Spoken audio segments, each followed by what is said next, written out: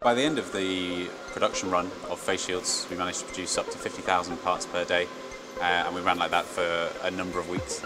The liquid crystal Magna is a powerhouse of productivity. The only reason we were able to scale up to those sorts of numbers is because it was so reliable.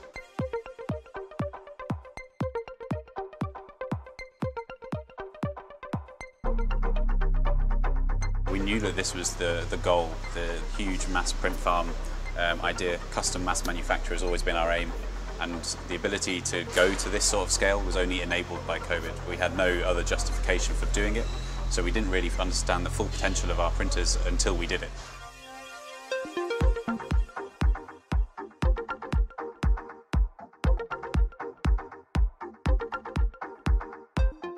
The ability, particularly of the LC Magna, to produce simultaneously large parts and lots of very small parts is somewhat unique to this machine.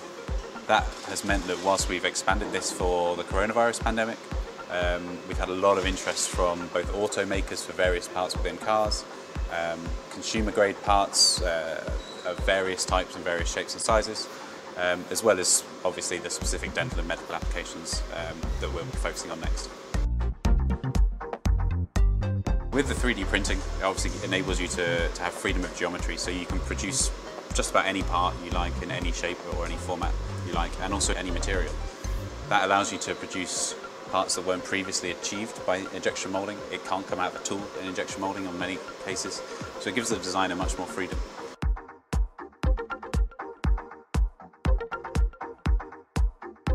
.3D printing definitely has a place in the world's manufacturing sphere. If you're a business looking to scale up the mass manufacture of real-world parts, not just functional prototypes or one-off display pieces, Photocentric can really help you to get there. We've scaled it up for ourselves, we can now help the world scale it up. We're the world leaders in the materials, we're the world leaders in the machines, particularly of this sort of size, and we offer a great service at a competitive price.